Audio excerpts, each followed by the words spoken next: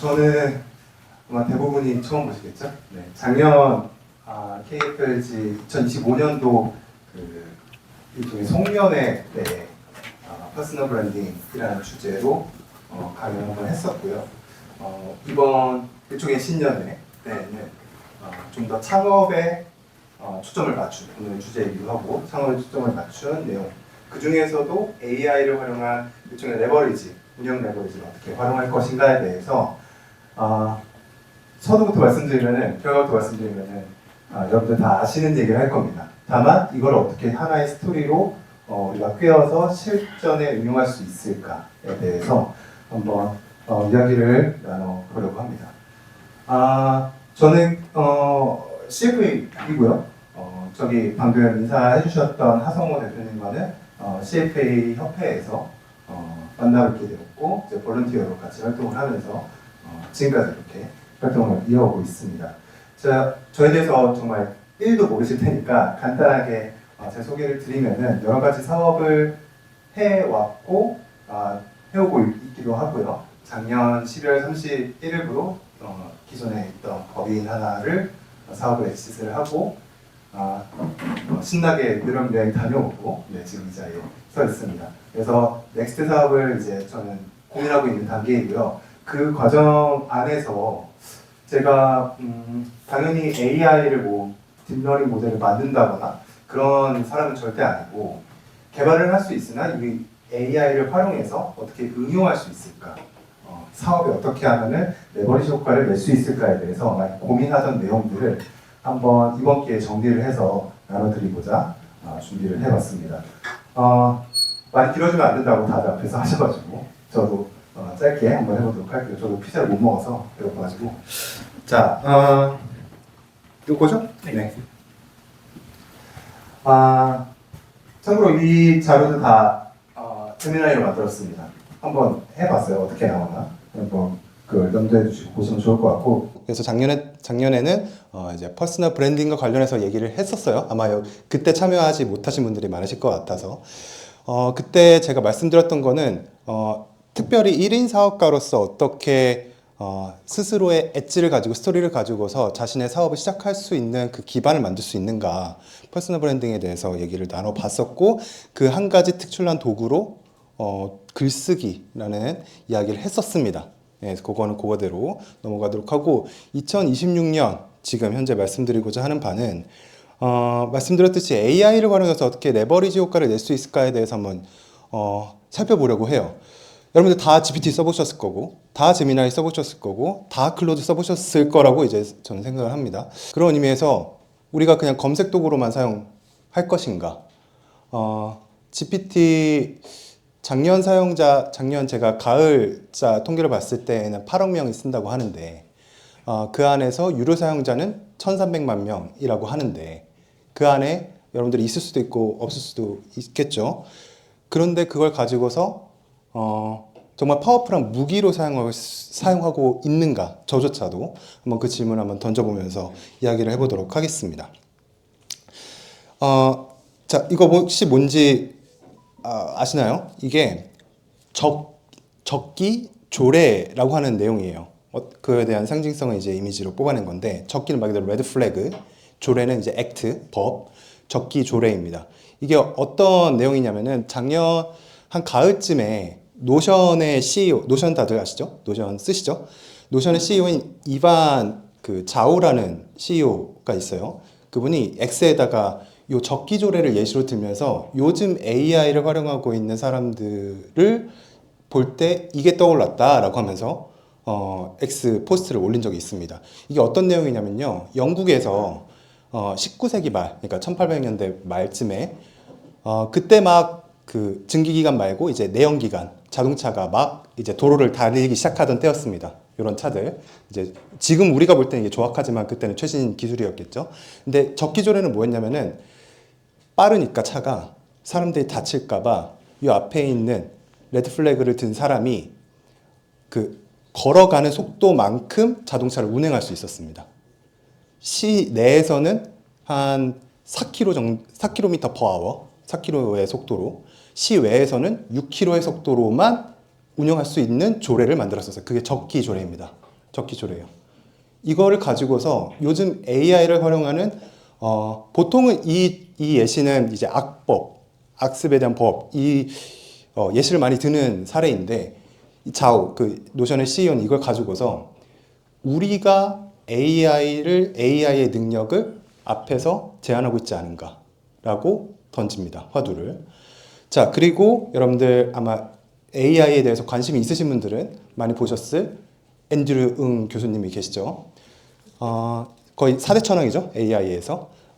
바이두에도 계셨고 구글 브레인에도 계셨고 현재는 그 아마존에서 제프 베조스랑 같이 AI를 사업부를 이끌고 계신 분인데 스탠퍼드 교수님인데 이렇게 말씀하셨어요. 얼마 전 강연입니다. 얼마 전 강연에서 AI 시대에 버틀렉이 되는 존재는 우리 인간들. 그 AI는 굉장히 빠른 속도로 거의 몇 함수로 복리로 계속 그 스킬은 발전해 왔고 앞으로도 진행해 갈 것인데 그 능력을 충분히 활용하지 못하는 우리는 그냥 검색 도구로만 제가 그냥 과장해서 말씀드리고 검색 도구로만 사용하고 있기 때문에 우리가 오히려 이 앞에서 그 포텐셜을 막고 있는 것 아닌가라는 저조차도 저에 대해서 한번 돌아보게 되는 지금의 시점에서 여러분들과 이 이야기를 나누고 싶었습니다. 자, 그래서 한번 불편한 질문인데 들어볼게요. 한 진짜 1년 전만 해도 어떤 기사가 많이 떴었냐면은 AI가 대체할 직업. 뭐 사실 지금도 나오죠. AI 대체할 직업, 대체될 직업, 대체되지 않을 직업. 근데 저는 앞선 이제 분들의 그 얘기를 들으면서 이 질문 자체가 너무 1차원적이다. 교체가 되고 안 되고의 문제가 아니라 우리가 그 AI를 가지고서 무엇을 달성하고 무엇을 만들까에 대한 부분인데 이제 저는 사업을 하는 사람이니까 어떻게 하면은 창업할 때 또는 어떻게 하면 사업을 할 때 이걸 레버리지로 사용할 수 있을까에 대한 고민을 계속하게 됐습니다. 이렇게 제가 가리고 있었군요. 네, 가리고 고민을 했었습니다. 그래서 저를 봤을 때 제가 하나의 플레이어로 참여를 했을 때 AI를 맡고 있는 요 사람인가? 아니면은 조악하지만 그 AI를 어떻게든 써보려고 하는 운전자인가? 네. 또는 이거를 관망하고 있는 그냥 제3자인가? 네. 이러한 고민들을 하기 시작했어요. 저는 최대한 여기에 있다라고 생각해왔고 이걸 이 자리에 운전석에 앉으려고 했었는데 계속 지금까지의 제 상황을 돌아보니까 알게 모르게 AI에 대한 거부감. 내가 그동안 저는 개발을 하고 있습니다. 사업을 하면서 개발하고 있는데 프로그래밍을 직접 했는데 AI한테 맡기면 이게 되나? 그리고 알게 모르게 생기는 그 거부감으로 이런 역할을 하고 있지 않았나라는 고민을 하게 됐습니다. 그래서 여러분들 잘 아시겠지만 어차피 예를 들어 달리기 시합을 할 때 우리가 AI라는 자동차랑 달리기 시합을 해봤자 어차피 언젠가는 지겠죠. 그리고 사실 지금 그 넘어가는 과도기에 있을 거고. 그래서 의미가 없다. 그렇다면 우리는 이걸 어떻게 활용할 것인가에 대해서 고민을 하기 시작했습니다. 자, 이걸 쪼개서 보면은 기능이 당연하게도 가치가 떨어지겠죠. 지금 이 시점에서 여러분들이 GPT나 아니면 제미나이 등등을 썼을 때 코딩, 번역, 뭐 회계, 법률이나 의료 같은 경우는 되게 민감하기 때문에 일단 차치하고 이런 단순한 기능 같은 경우에는 조악하다고 느끼실 수 있어요. 저조차도 그렇고요.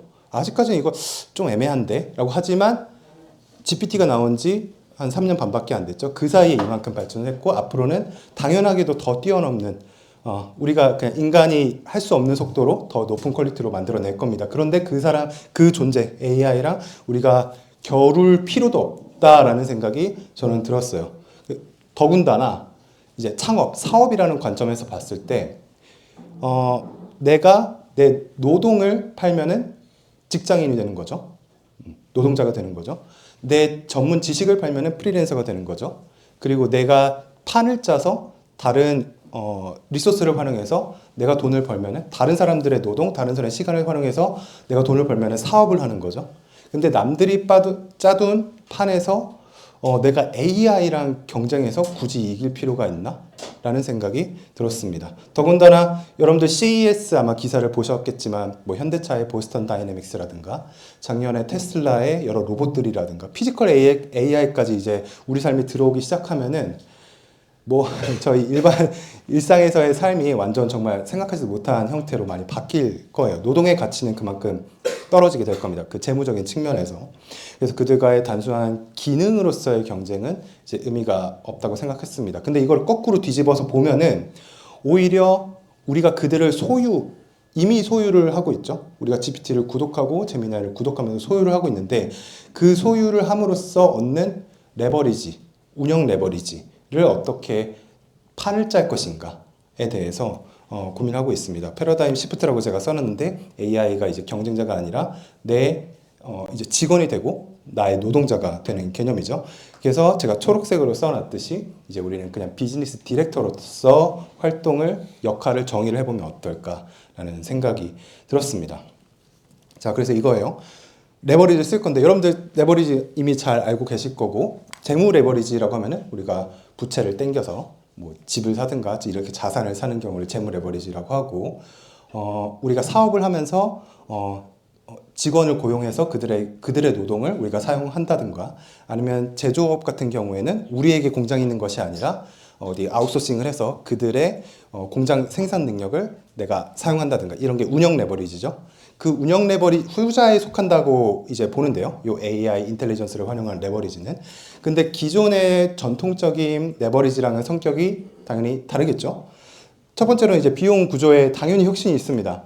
이거는 여러분들 잘 아시듯이 이제 손익계산서, 재무제표상에서 손익계산서를 한번 떠올려 보세요.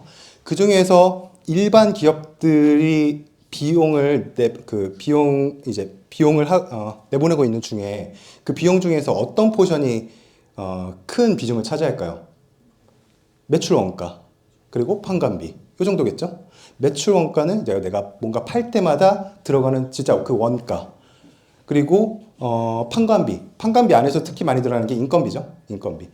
인건비야말로 두말할 필요 없이 앞에서 말씀드린 것처럼 사람의 노동력을 대체할 수 있는 더 뛰어난 AI로 우리가 대체를 할 수 있습니다. 거의 비용이 0에 수렴하도록. 그렇죠?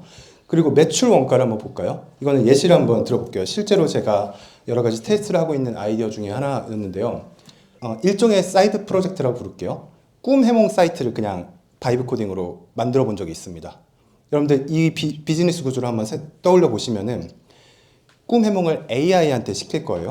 근데 이거를 예전에 AI가 없던 시대에 이 사이트를 만들려고 하면은 일단 만드는데 개발자 인건비가 들어가죠. 내가 개발을 못한다고 치면은. 자, 거기부터 일단 판관비가 들어가고 매출 원가를 따져봤을 때 한 사람이 이제 구매를 했습니다. 뭐 예를 들어 얼마라고 할까요? 5만 원짜리 꿈 해몽 상품을 구매했다라고 해볼게요. 근데 그거를 실제로 이 꿈 해몽을 할 수 있는 누군가 전문가를 찾아서 풀이를 해서 소비자한테 줘야 되죠. 이 사람한테 맡기는 비용이 지금은 AI로 하면은 사실상 0원이죠. 매출 원가는. 들어가요. API 호출 비용이 들어갈 겁니다. AI에 호출하는 비용이 들어갈 거예요. 그런데 아마 제 경험상으로는 거의 0.00N 달러? 뭐 이 정도 될 거예요. 그러면 사실 뭐 많이 치더라도 50원, 더 많이 치더라도 100원입니다. 근데 5만 원짜리를 팔고 매출 원가를 100원으로 만들 수 있는 우리는 상황이 된 겁니다. 자, 이런 특성이 하나 있고요. 두 번째로 더 무서운 점은 확장성이 가능하다는 거예요. 제가 뒷부분에서도 이제 말씀을 드릴 텐데 여러분들 여러분의 팀을 여러분들이 1인 사업가라고 한번 떠올려 보도록 할게요. 그럼 AI 팀원들을 쫙 가지고 있습니다. 그러면은 어떤 아이한테는 개발자 페르소나를 줘서 개발만 해 라고 에이전트한테 시킬 수 있어요. 마케팅 소재를 만드는 에이전트를 시킬 수 있죠. 그리고 회계관리 또는 CS, 피드백 등등등 이러한 에이전트를 조직 하나에서도 분리를 해서 만들 수 있습니다. 그런데 그 한 명 한 명 페르소나를 지정할 때 추가적으로 드는 마지널한 비용이 사실상 0원이에요.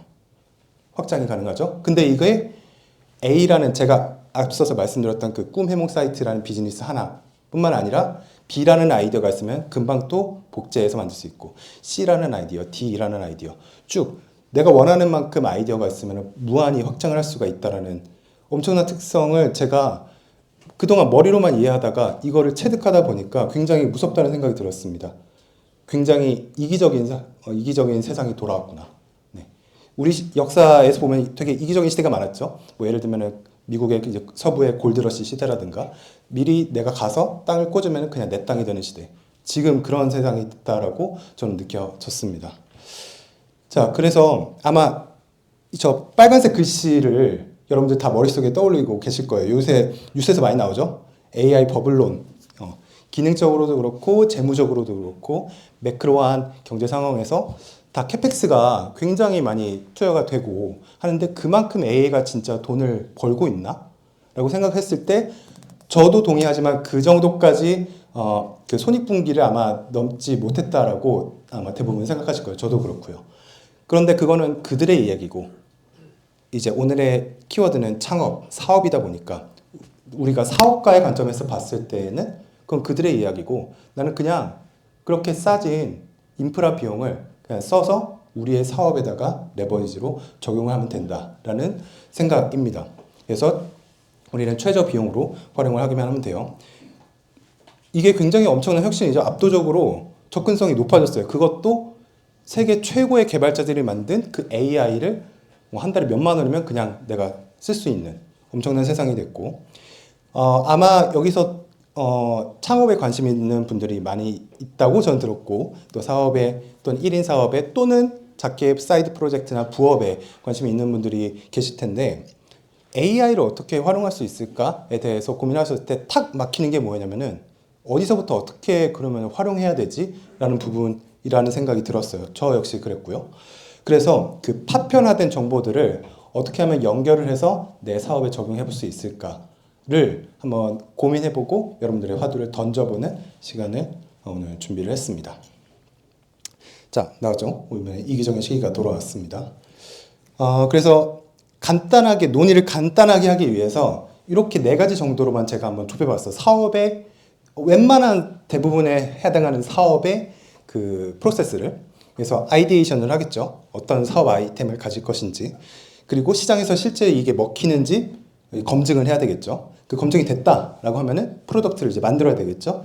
그 만든 프로젝트를 이제 알려야 되겠죠. 마케팅을 하고 이게 계속 피드백을 루프를 도는 형태로 제가 준비를 해봤습니다. 앞으로 말씀드릴 이야기의 전제는 이거예요. 앞서서 말씀드렸듯이 그 재무적인 명목적인 비용은 웬만하면 다 0에 수렴할 겁니다. 0은 아니더라도 뭐 50원, 100원 그 개당 단가에 대한 그 매출 원가는 진짜 0원으로 수렴을 할 거예요. 그런데 우리에게 그런 의미에서 우리에게 가장 큰 기회비용은 이제 시간인 거죠. 이 관점에서 한번 보도록 할게요. 자, 첫 번째로는 아이디에이션이랑 리서치입니다. 네. 자, 아이디어 보통 여러분들 아마 이 부분에서 저도 그렇고 탁 막히는 부분일 텐데 어떤 아이템 해야 되냐, 창업 아이템. 일단 제가 하는 전제는 굉장히 그 가벼운 라이트한 그 사업을 말씀을 드리고 있어요. 뭔가 엄청난 그 대규모의 인프라가 들어가야 되는 그런 중장비 산업 이런 거 말고 1인으로서 시작할 수 있는 사업들. 가장 좋은 거는 내가 지금 겪고 있는 문제를 찾는 게 가장 좋죠. 그래야지 빠르게 아이디에이션 할 수 있을 뿐더러 제가 뒤에서도 말씀드리겠지만 이게 지속성이 가능하려면 일단 내가 흥미가 있어야지 할 수가 있습니다. 근데 그렇지 않고 억지로 짜내서 하는 아이디어는 이제 한계점이 있을 거고. 근데 이런 분들이 있어요. 이건 저도 마찬가지입니다. 그 생활 전반에 불편함이 없는 사람들이 있습니다. 저도 그렇고 제 주변 친구들도 있어요. 그냥 어디다 던져두면 그냥 알아서 그냥 좋다 하고 이제 살아가는 사람들, 불편함이 없는 사람들. 그런 경우는 이제 아래에 있는 내용을 한번 참고를 해보시면 되겠죠. 뭔가 커뮤니티에 직접 들어가서 그 사람들이 남기는 날 것 그대로의 그 불편한 사항들, 불만인 사항들 또는 이런 커뮤니티가 아니어도 돼요. 심지어는 요새 쿠팡 많이 안 쓰시겠지만 쿠팡에 들어가서 어떤 좋다고 보이는 상품이 있는데 거기에 달린 리뷰 중에 별점 4개짜리인 거 다 좋은데 여기 안 좋아요. 이런 것들 있잖아요. 자, 이런 것들을 실제로 찾아 썼습니다. 사업자들이.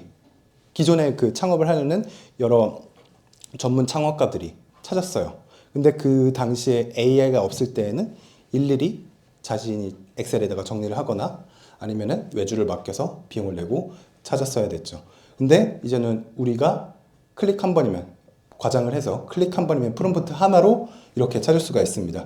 이 오른쪽에서 중요한 단어는 뭐 이거는 읽어보셨으니까 이제 내용은 이해하셨을 거예요. 요거 찾아줘, 요거 찾아줘 하면 해줍니다.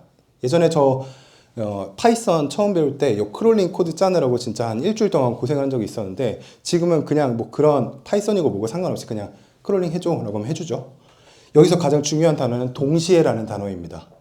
지금 제가 두 개 이제 지면의 한계상 두 개밖에 안 나왔지만 앞서 말씀드렸죠.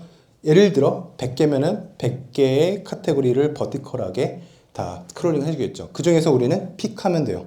우리에게 가장 끌리는 아이디어 하나를. 이게 생각보다 파괴적인 내용이라고 저는 생각을 했습니다. 자, 이때 AI를 이게 우리의 기회비용인 시간을 굉장히 줄여줄 수가 있겠죠. 자, 두 번째로는 검증입니다. 이 새 아세요 혹시? 이 새 정확한 이름을 제가 일부러 외워왔어요. 여러분 소개해드리기 위해서 스윈호 오목눈이 새입니다. 스윈호는 이제 호수 이름이 아니라 그 학자 조류 학자 이름이라고 해요. 스윈호의 스윈호 오목눈이 새라는데 나와 있는 것처럼 페이크 도어를 만들어요.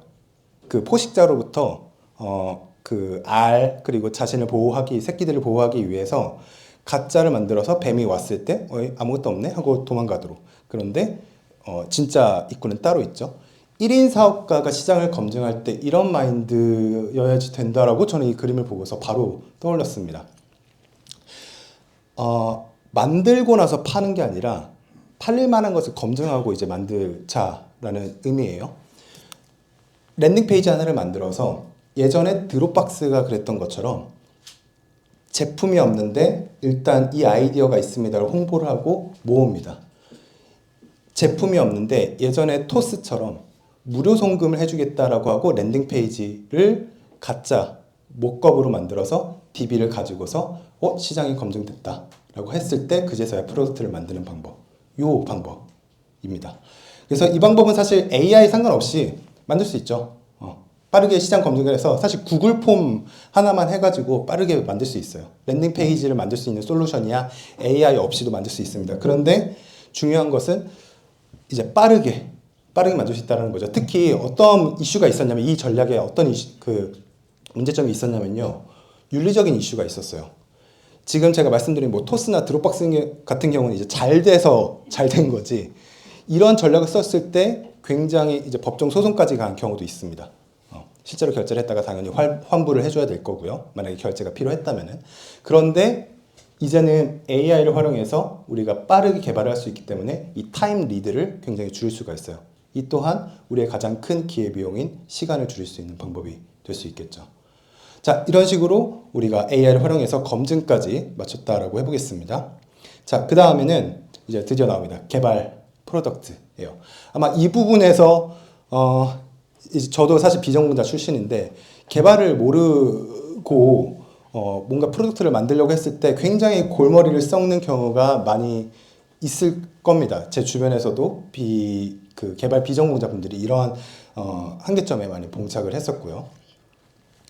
근데 지금 시대는 여러분들 많이 뉴스에서 보셨겠지만 저도 개발을 하다가 이 AI 시대를 맞이하면서 이 개발 배운 게 의미가 없나 싶을 정도로 지금은 자연어로 코딩을 할 수 있습니다. 물론 여기서 제가 분명히 이제 전제를 깔고 가는 거는 정말 고도화된 더 복잡한 그 사이트나 앱이나 프로덕트 같은 경우는 이런 바이브 코딩 이런 걸로는 절대 안 됩니다. 한계가 있어요. 다만 우리가 시장 검증을 하고 빠르게 수익화를 할 수 있는 1인으로서 사업가로서 시장에 접근할 때 만들 수 있는 수준은 사실 사람보다 더 빨리 더 예쁘게 더 잘 만들 수 있는 시대가 이미 되었습니다.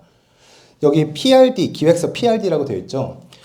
이거는 Product Requirement Document라고 해서 이 서비스가 또는 이 웹사이트가 또는 이 앱 어플리케이션이 이름은 뭔지 어떠한 기능을 가져야 되는지 누구를 타겟으로 하는지 어떤 기능들이 있어야 되는지를 그냥 우리가 기획문서 쓰듯이 독스 파일처럼 다다다닥 써서 에이전트한테 주면은 그대로 만들어져요. 우리가 생각한 것보다 더 예쁘고 더 좋게 만들어주는 시대가 됐습니다. 그래서 개발자가 없다라고 이제 핑계댈 수 없는 시대가 되었어요. 자, 그리고 제가 두 번째 압도적 속도 30일 2분이라고 했는데 이건 제 실제 예시입니다. 이건 잠깐 영상을 짧게 보도록 할게요. 이거 말씀을 드리고 영상 볼게요. 제가 처음 웹 개발을 배운 거, 그냥 일반 개발 말고 웹 개발을 배웠던 시기가 21년도 이제 겨울이었어요. 그때 한창 이제 코로나 때였죠. 그때 만들었던 여러분 많이 해보셨죠? MBTI 테스트 같은 거. 그 웹사이트를 실제 배포도 아니고 그냥 내 컴퓨터 안에서만 돌아가도록 웹 개발을 처음 해봤습니다. 그때 태어나서 처음으로 웹 개발을 처음 배우고 처음 만들어봤어요. 그때 21년도였어요. 그때는 이런 AI도 없고 자료라고는 뭐 유튜브나 뭐 이런 거를 찾아서 정말 1도 모르니까 웹 개발을 어디에다가 뭘 타이핑을 해야 되는지 이것도 모르고 그냥 이거 어떻게 만들어야지 하면서 이렇게 찾고 찾아서 만들었던 시간이 30일입니다. 네. 집이랑 스타벅스를 이게 진짜 자는 시간 빼고 다 오가면서 제가 30일 동안 만들었던 결과물을 하나 보여드릴게요. 되게 자랑스럽지만 좀 부끄러운데 자, 이거였어요. 굉장히 허접하죠. 네. 그러면은 이런 식으로 자, 이런 식으로 만들었던 서비스가 21년도였고 이거를 계기로 제가 앞서 말씀드렸던 것처럼 이 서비스를 계속 개발을 하고 발전시켜서 작년 말에 이제 엑싯을 하고 나왔습니다. 요 디자인 아니고요. 요 디자인 아니고 더 이제 개발을 한 사이트가 있고요. 그 시간이 30일이었는데 잠시만요. 이제 2분이면은 돼요. 2분이면은 더 예쁘게 만들어줘요. 그리고 배포까지 해줘요. 더 기능을 많이 붙여줘요. 네. 생각지도 못한 마케팅 아이디어까지 줘요. 제가 어느 순간 이거를 떠올리다 보니까 지금은 실행의 시대구나. 아까 말씀드렸듯이 이기적인 시대가 왔구나. 먼저 깃발을 꽂는 사람이 승자구나 라는 오늘의 제목을 뽑아내게 되었습니다. 30일에서 보름으로 준 것도 아니고 30일에서 하루로 준 것도 아니고 30일에서 1시간으로 준 것도 아니고 30일에서 2분으로 줬다라는 말은 이거는 그냥 앞선 내용들이 저에게도 좀 충격적인 내용이지만 이제 무의미하다. 물론 진짜 무의미하지 않습니다. 개발 지식이 있었기 때문에 이제 2분으로 줄일 수 있는 거예요. 다만 실제 물리적인 시간이 이만큼 줄었다라는 것은 내가 30일 동안 이 2분이라는 아이디어를 잘게 쪼개면은 정말 수천 개, 수만 개의 아이디어를 시장에서 테스트해보고 그 중에서 잘 되는 것만 뽑아서 내가 집중을 할 수 있겠죠. 이런 전략을 택하는 방법과 내가 정말 예전처럼 전통적으로 기획을 해서 기획팀이랑 개발팀이랑 마케팅팀이랑 저랑 대표랑 기획을 해서 야 이거 시장에서 먹힐 것 같다 하면은 밸리데이션 해보자 하고 개발을 하고 해서 뭐 3개월, 6개월이 걸려서 시장에 내놨더니 망하면 엄청난 손해겠죠. 기회비용이 들겠죠. 그러니까 이런 아예 그 게임의 룰이 바뀌었다라는 생각이 들었습니다. 일주일 내에 바로 런칭을 할 수가 있는 시대가 되었어요. 자, 받고 네. 자, 마케팅입니다. 마케팅도 진짜 어렵죠. 볼게요. 제가 작년 송년회 강연 때 어떤 걸 말씀드리면 1번을 말씀드렸어요. 간단히만 말씀을 드리면은 내가 앞서 우리가 봤던 그 스테이지들 아이디어를 찾는 과정, 문제점을 찾았던 과정, 이걸 어떻게 솔루션으로 풀어낼 건지 이거를 시장에서 검증했던 과정 등등등등을 내가 뭐 SNS라든가 여러 채널을 통해서 만드는 과정을 그대로 노출을 하면은 그게 팬을 모으게 되고 실제로 내가 런칭 딱 했을 때 그때 내 팬들이 바로 내 고객들이 될 수 있다라는 관점에서 1번을 말씀드렸는데 물론 이게 의미가 없다는 건 아니고 사실상 자금이 없는 사업가들에게는 굉장히 치트키가 됩니다. 많은 이게 100% 시장에서 워킹은 하지 당연히 않겠죠. 만약에 그랬다면은 이거 쓴 사람들은 다 성공을 했을 텐데 그런 게 아니니까 결국은 유료로 마케팅하는 유료 이제 광고를 돌려야 되는 순간이 오게 될 겁니다. 그때 AI를 활용했을 때 우리에는 또 엄청난 레버리지 효과를 낼 수가 있겠죠. 보통은 저는 이제 웹이나 앱 서비스를 위주로 했기 때문에 구글 애즈라든가 메타, 페이스북 광고를 통해서 인스타, 스레드, 페이스북 이렇게 광고를 돌렸습니다. 자, 그럴 때 가장 중요한 게 뭐냐면 소재 찾기였어요. 이 소재가 뭐냐면은 우리가 인스타 돌릴 때 광고 이미지가 뜨죠. 또는 영상이 뜨죠. 걔네들 이미지 결과물들, 영상 결과물들 또는 그 카피라이팅들을 지금까지는 우리가 사람들이 엄청난 카피라이터가 붙든가 마케팅 팀이 붙어서 이렇게 짜내가지고 하루에 많이 만들면 10개 만들 수 있었습니다. 근데 이제 우리는 레버리지를 쓸 수가 있죠. 먹힐지 안 먹힐지, 물론 이제 기획의 방향성은 잡아놔야겠지만 우리의 상품 브랜딩과 맞게 먹힐지 안 먹힐지 일단은 다 만들어서 계속 뿌려봐요.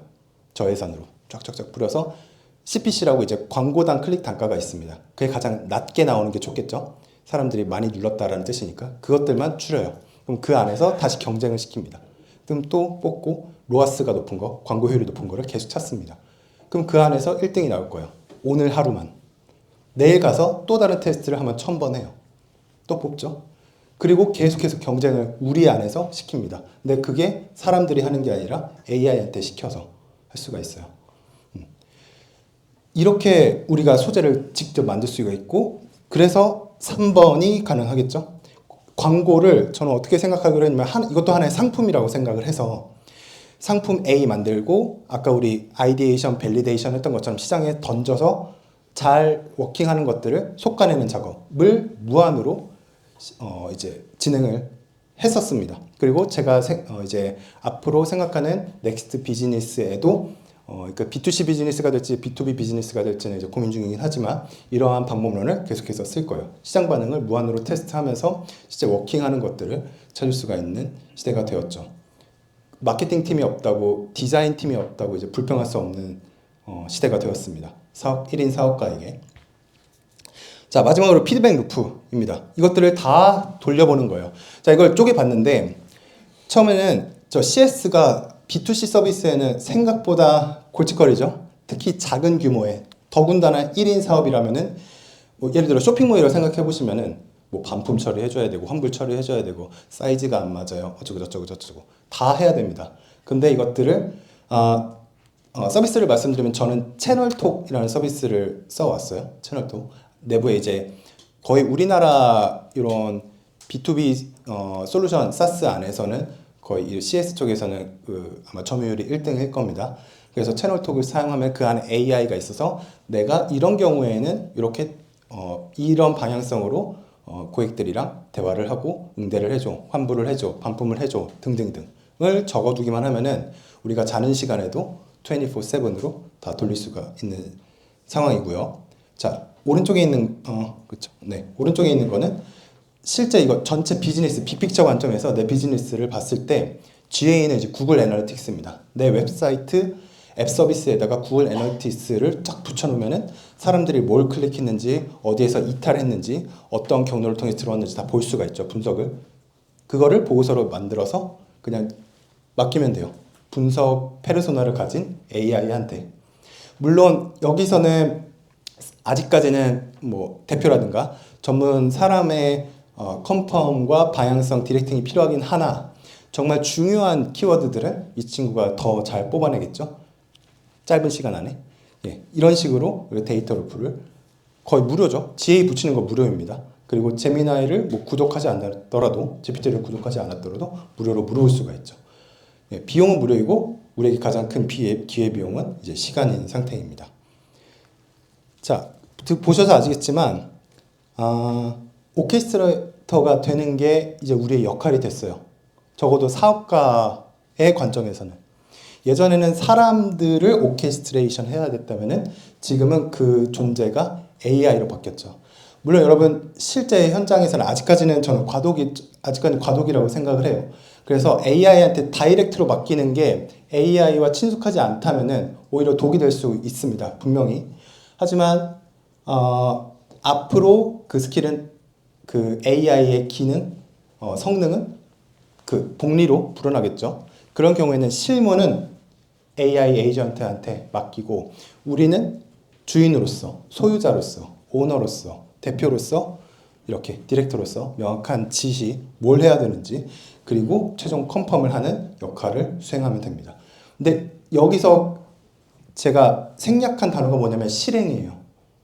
이걸 이제 머리로 알고서 해봐야지 이 전체 프로세스를 익혀나갈 수가 있는데 저도 마찬가지고 실행을 이제야 막 하고 있는 단계이기 때문에 우리에게는 앞으로의 경험치가 더 필요합니다. 그래서 화두를 한번 던지고 싶었고요. 이거는 간단히 그냥 대표적인 서비스들만 간단하게 녹여봤어요. 단계별로. 아이디에이션이나 리서치 할 때는 퍼플렉시티 많이 쓰시죠? 릴리스 AI는 이제 국내 기업입니다. 국내 기업인데 이제 유튜브와 같은 또는 오디오 이런 영상 오디오를 요약해주는 서비스가 있고요. 노트북 LM 구글 거 이것도 많이 쓰셨죠? 자, 그리고 아래 건 리튼이고, 리튼을 넣은 이유는 일부러 이제 국내외 글로벌 서비스랑 국내 서비스를 같이 녹여내려고 했고요.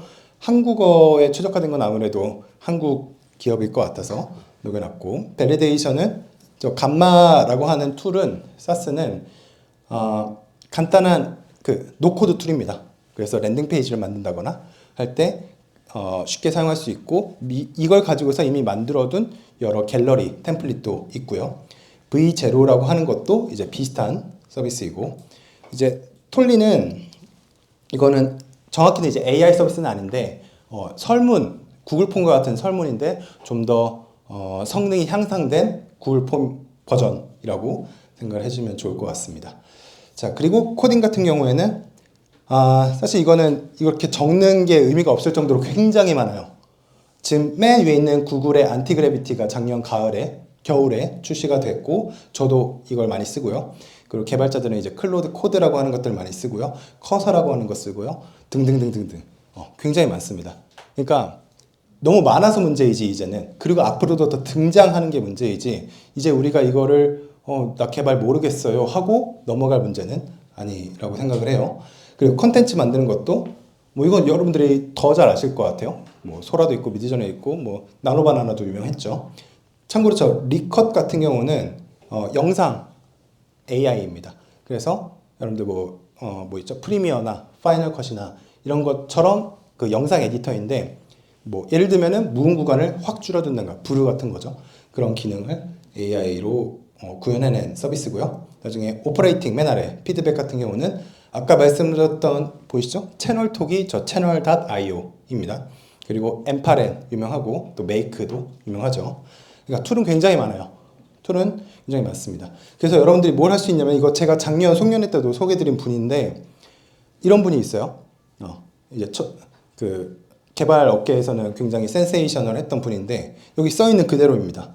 이분의 아이디어를 다시 한번 소개를 드리면은, 앱 350개라고 되어 있죠. 예를 들어 300개라고 해볼게요. 300개의 앱을 안드로이드만 만드시는 분입니다.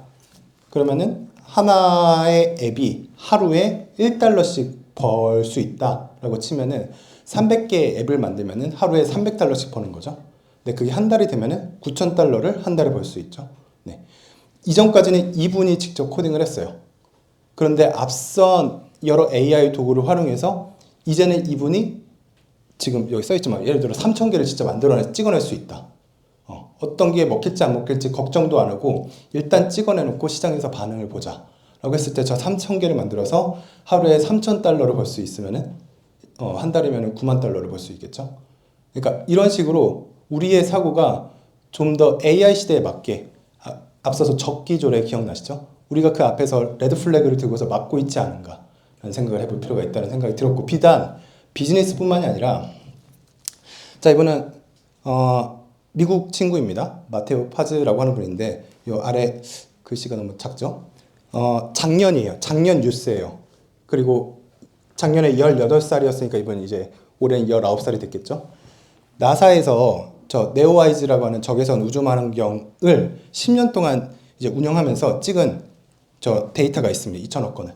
그걸 가지고서 여기 써있듯이 자기가, 이 친구가 인공지능 모델을 만들어서 분석을 해서 150만 개의 새로운 우주 천체 후보를 찾아서 실제로 어떠한 과학 경진대회에서 1등을 해서 $250,000를 상금으로 받고, 그리고 단독 저자로 논문을 내기도 했습니다.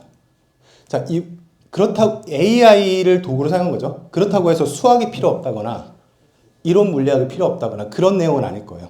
그것들 이제 여러분들도 충분히 구분하실 거라고 생각을 하고, 다만 이 친구는 AI라는 도구를 레버리지로 확실하게 사용한 케이스가 되겠죠. 비즈니스가 아니더라도. 그래서 제가 말씀드리고 싶은 거는, 이제 뒤에서도 마무리할 때 말씀드리겠지만, 비단 오늘의 키워드가 창업이긴 하나, 우리가 AI 시대를 어쩔 수 없이 맞이했고 앞으로도 맞이해 나갈 겁니다. 그 상황에서 우리가 관심 있는 거, 사업이 아니더라도 창업이 아니더라도 관심 있는 분야에서 이런 식으로 레버리지를 활용할 수 있는 사례를 한번 고민해 보면 좋겠다라는 사례로 한번 가져와 봤고요. 기술은 이미 이제 평준화가 됐죠. 도구는 제가 앞서 설명드린 거는 그냥 하나의 예시에 불과하고 앞으로 더 좋은 거 더 많이 나올 거예요. 무엇을 사용해야 될지 어떻게 사용해야 될지 그냥 GPT한테 물으면 다 알려줄 겁니다. 근데 가장 중요한 게 뭐냐면 저 아래에 있는 거죠. 왜 해야 되는가에 대해서는 내가 데이터를 내 데이터, 내 생각 데이터를 줘도 속 시원하게 대답을 못 해줄 겁니다. 네. 그래서 나 자신에 대한 리터러시가 필요하다는 생각에서 가져왔고 요 가운데 있는 것처럼 지속적인 실행을 가짐으로써 감을 익혀나가는 것이 이제 복리의 격차를 만들어낸다라고 가져왔습니다. 자, 그래서 적기 조례 한번 떠올려 보시면 좋을 것 같아요. 이게 비단 앞에서 막는 적극적으로 이제 막는 행위도 문제이지만 내가 아무것도 안 하고 방관자로서 수동적인 태도도 저는 저 레드 플래그를 든 사람이라고 생각을 했었어요. 길막하는 거죠. 그래서 레버리지 도구는 이미 많이 있고 앞으로도 많아질 거니까 앞으로 실행을 하면서 어떠한 나만의 것을 찾아갈지 찾는 것이 중요하다라고 생각을 하면서 마무리를 하도록 하겠습니다. 네, 이렇게 오늘 제가 준비한 거는 여기까지이고 비단 사업뿐만 아니라 여러분들의 일상이나 흥미로운 분야에서 어떻게 AI 레버리지를 사용할 수 있을지 고민해보는 올해 한 해가 되었으면 좋겠습니다. 감사합니다.